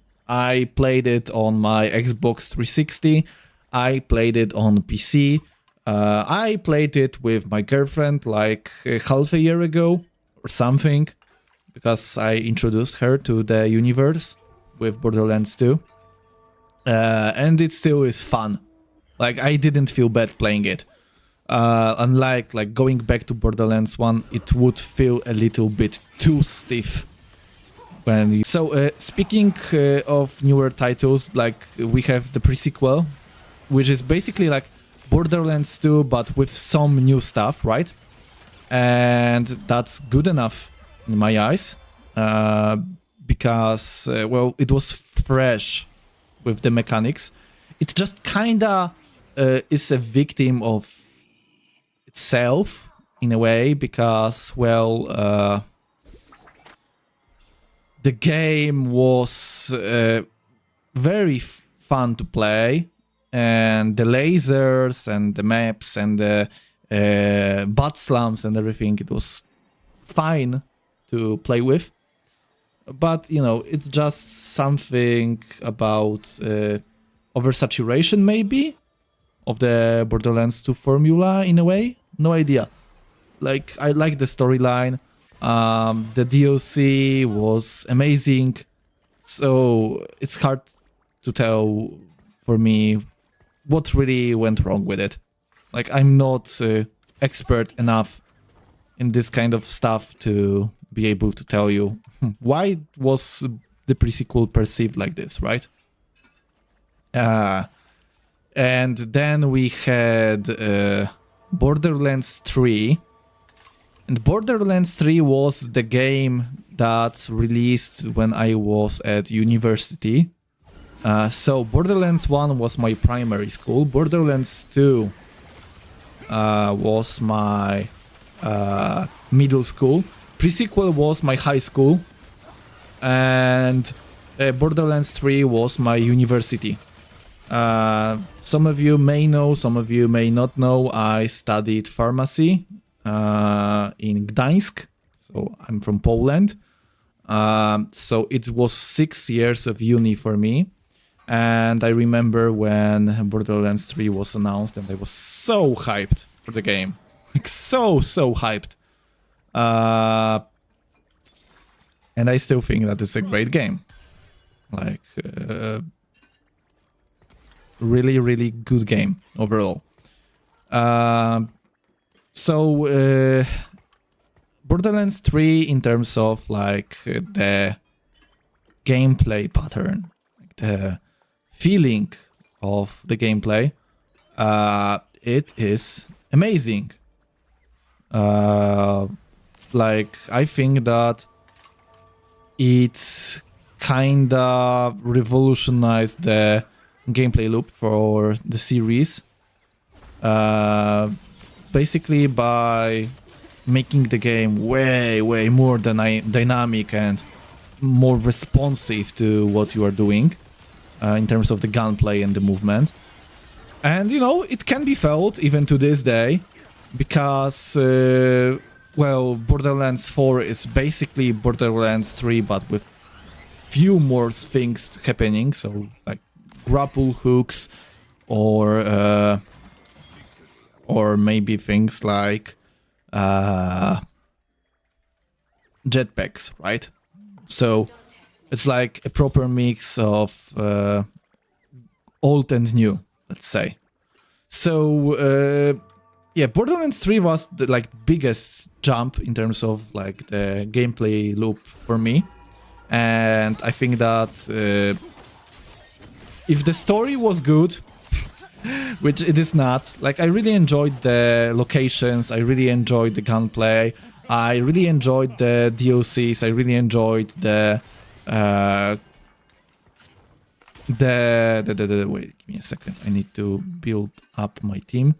You go here, you go here, you go here, you go here.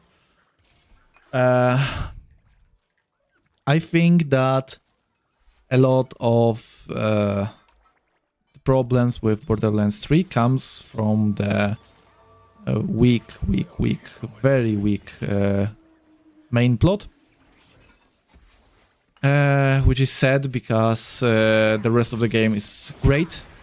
The music in Borderlands 3 is also amazing, which is like a problem that I have with Borderlands 4, to be honest, because the music is nowhere near as good as it was in 3 when you compare them. So, you know, Borderlands 4 is very fun and very engaging, but the music here is not as good as it was in Borderlands 3, right? So yeah, like... And then there was Wonderlands, which I skipped, unfortunately, so I cannot really comment on this, unfortunately. But it is what it is, I guess. But yeah.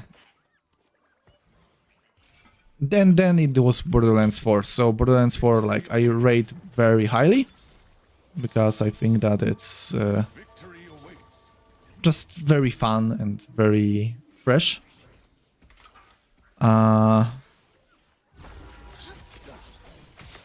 My device could barely played it, but from the moments I played, I liked it personally. It felt like the characters had less personality than 1 or 2 for me.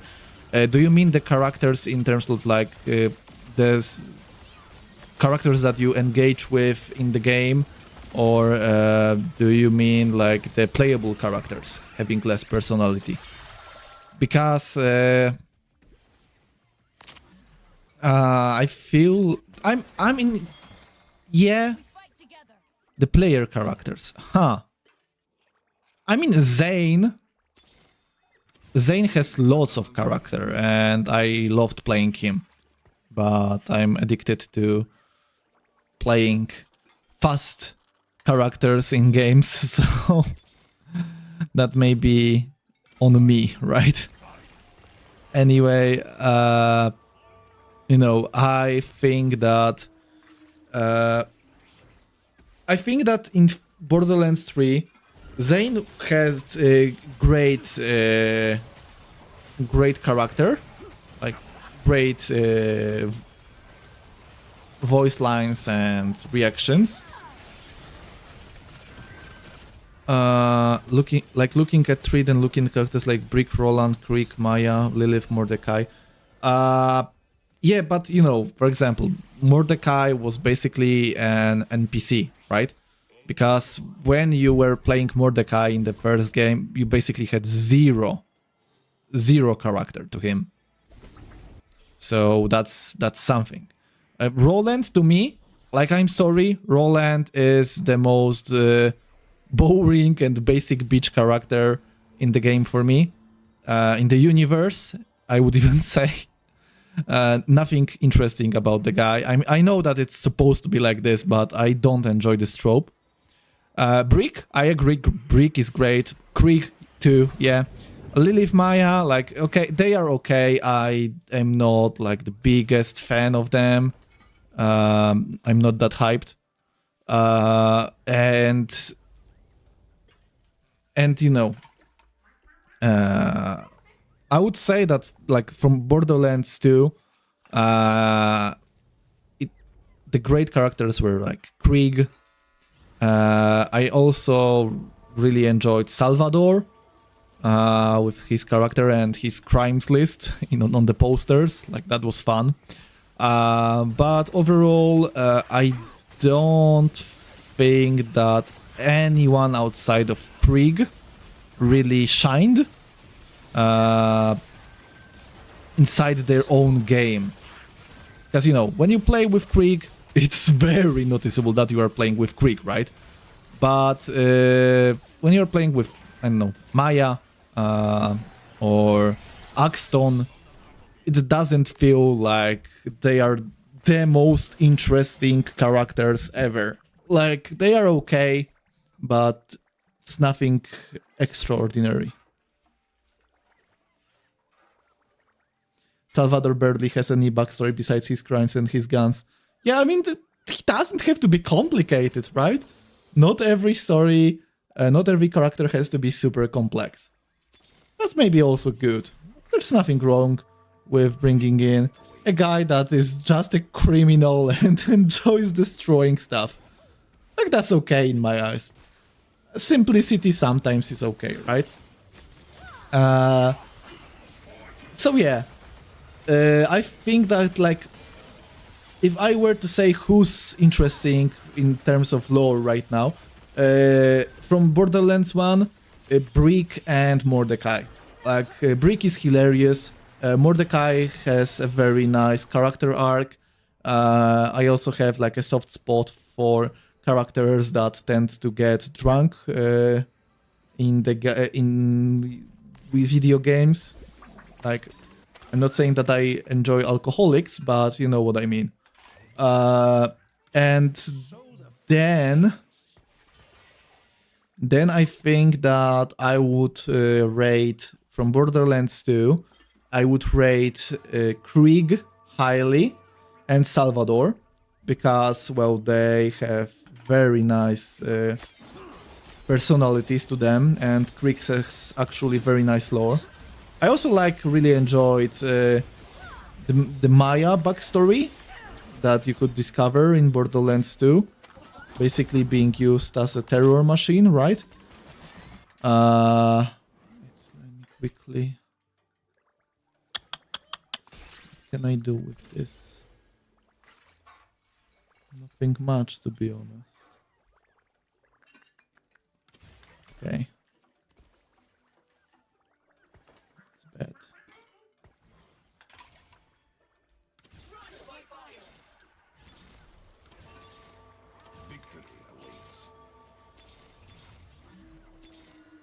Okay.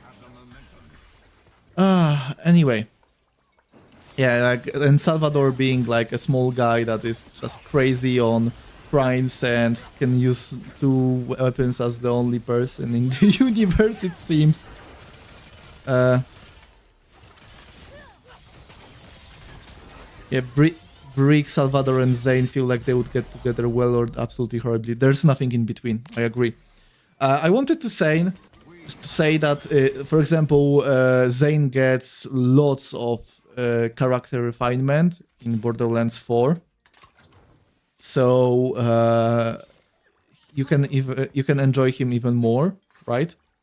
And I think that Zane is like, out of the Borderlands 3 cast, Zane is the best. And I would say that in terms of like the personality and the feeling, well, I think that Flak was hilarious to listen to. His comments were very fun.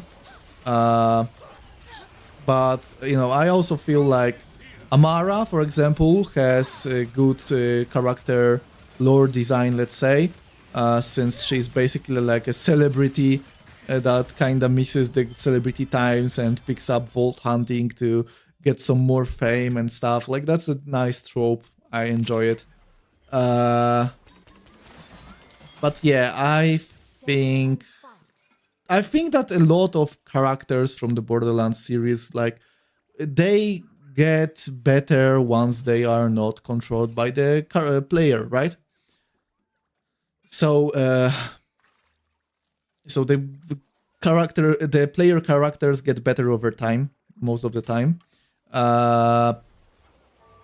The antagonists of other games feel like they are in comparison to Handsome Jack, but that just means they outdid themselves. Yeah, the Handsome Jack will always be like a big shadow over every other villain in the Borderlands games, because yeah, they outdid themselves. I have to say, I really enjoyed the Timekeeper in the Borderlands 4. Like, he was pretty fun to interact with. So, I mean, Timekeeper is okay. He's like the opposite of Jack, right? So when no, she's not a sniper. But I might make her one. That gives her a damage jump. No, I will give her crits. Do any of Borderlands 1 or Borderlands 2 player characters show up in Borderlands 4? I don't think that it's a big spoiler, but I can tell you that... wait, Borderlands 1 or Borderlands 2? Give me a second. Let me think about it. I just need to level up quickly. Throw in a second Bastion to buff up Swain. Let me check. Borderlands 1 had Mordecai, Brick, and Roland, which cannot show up, XD, and Lilith. Well, I think that it's safe to say that Lilith does show up. Then we have Borderlands 2, where we had Salvador, he's not there. We had Krieg, he's not there. We had Axton, he's not there. We had Maya, she's not there, XD again. Who else? Who else was there? Zero, he's not there. Gage is not there too. Yeah, so it's not a lot of people from Borderlands 2, it seems. And then Borderlands 3 we get Zane and Amara. And they get featured, you connect with them, you help them out, they help you out too. You get some character development. I have to say that it looks like the new characters that were introduced in Borderlands 4. The change to how the game reacts to you, and the fact that way more people in the game are talking to you by your name. If you are playing, let's say, Vex, they will say, "Help me, Vex," and everything, right? It changes how you react to the character overall. I personally played with Harlow, which is the Gravitar class. So basically it's like a Techno Siren, let's say. And I found her kit to be extremely fun to play with.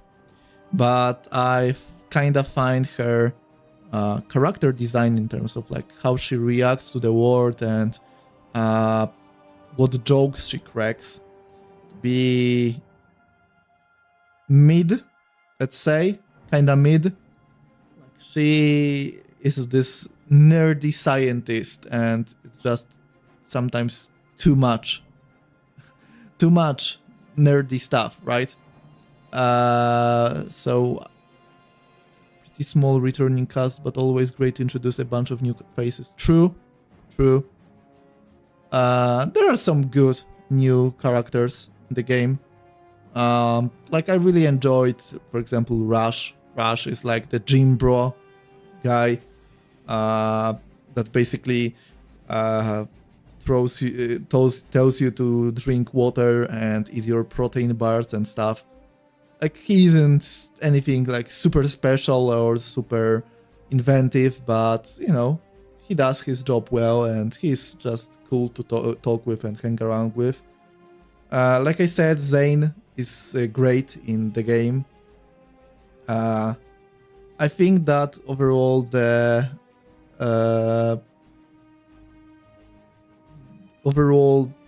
fact that the villains in Borderlands 4 feel quite nice, outside of one, which you have to fight twice. That's all that I will say. I feel like the villains, like the main four villains, are very okay. Like, there's nothing like super special about them, but there's also like nothing super obnoxious about them like it was with the Calypso twins in Borderlands 3, you know? They are just solid. They are enjoyable to fight, they are enjoyable to listen to,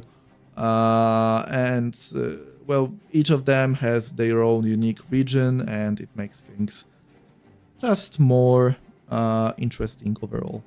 So, so yeah, I think that that's it.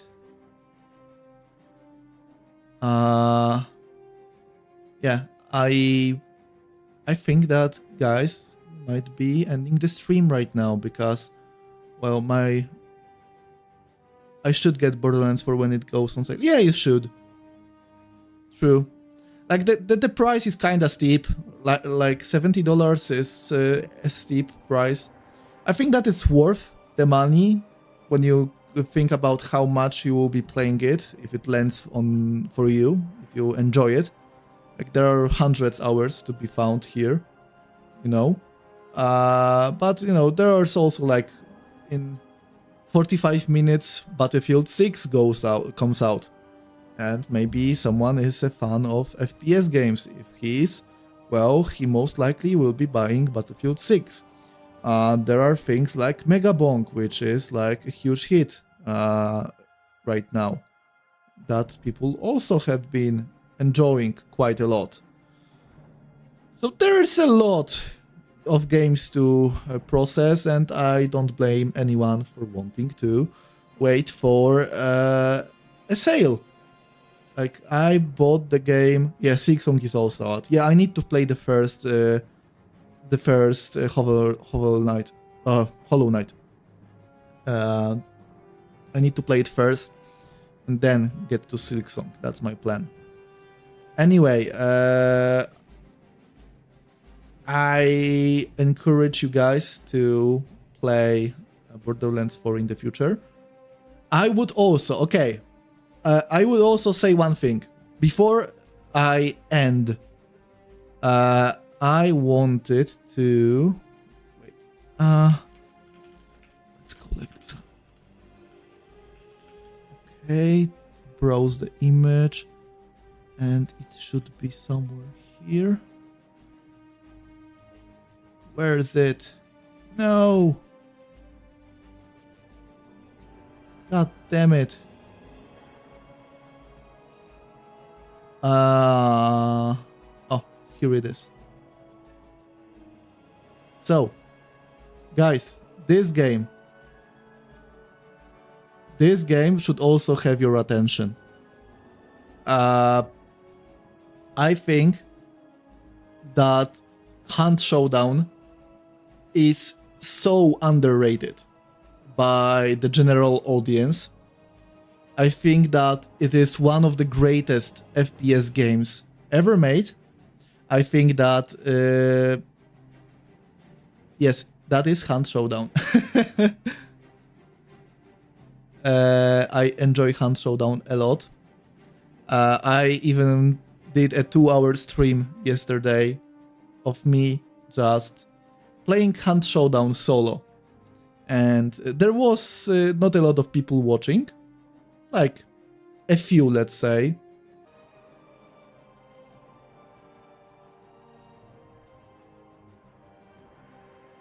Okay, I think that we had a small disconnect. So yeah, if you guys want a game recommendation from me, what do you think of the Warhammer 40k character encyclopedia? I don't know it. I cannot comment on it if I don't know what the page is.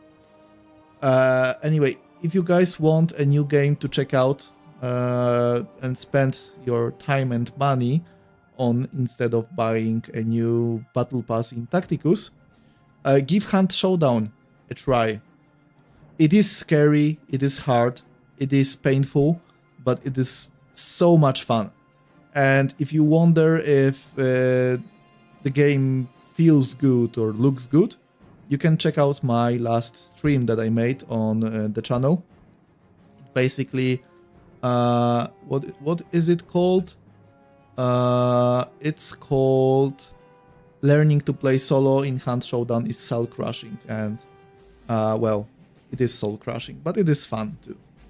You know, highly recommend. This looks like Dead by Daylight, but both the survivors and killer were given guns. It's very, very different from Dead by Daylight.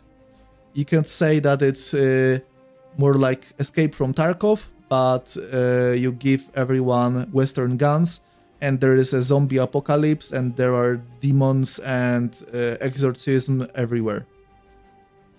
So, you know, it's scary, it's blighted, it's dirty. So it's like Tarkov without the gear fear. It's just like the adrenaline and stress without feeling that bad about dying. Like, you feel stressed when you are fighting, but if you die, it's not like you are losing like weeks of progress or something. You are just dying, and you can re-queue with a new hunter, and it's not a big deal. Trench Blazer, I highly suggest you check out my yesterday's stream. Just like watch a few minutes of it, click something in the middle or something and check if it works for you. Hunt is based as hell. Like, the best FPS game that I have played. And, you know, I have been hyped for Battlefield 6. I really enjoyed the open beta. But one of my friends decided to buy Hunt on sale. And we decided that we are not going to be buying Battlefield 6 right now. And instead, we are going to be playing Hunt more. So, it is great. It is stressful, it is hard. It rewards skill and being smart. It's not all about reflex and quick aim and precision. You know, it helps if you hit your shots. But being smart and being tactical and knowing the map and stuff, it's also very, very important in the game. So, if you guys ever want a quality experience in FPS genre, check out Hunt. Like, low-key, I think one of the best FPS games ever made. The character encyclopedia just has every modern day model in 40k. So yeah, it's there for some lore and facts. I will check it out. I will try to check it out. Anyway, guys, I'm off for today. It has been lovely to talk to you for 2 hours. I have to tidy up the apartment that I live in. I have to prepare something to eat for me and my girlfriend, and we have to pack up for a small trip that we have tomorrow, where we meet up with my friends and we are going to be playing board games and playing mini golf outside in town, whatever. You know what I mean. It will be a fun trip. I wish you guys a peaceful day. I hope that you have fun today. And if you are willing, I may be streaming on Monday. You'll see how it goes. So yeah, take care. I will see you on the next stream. And please check out Hunt Showdown. It's a great game. Bye bye.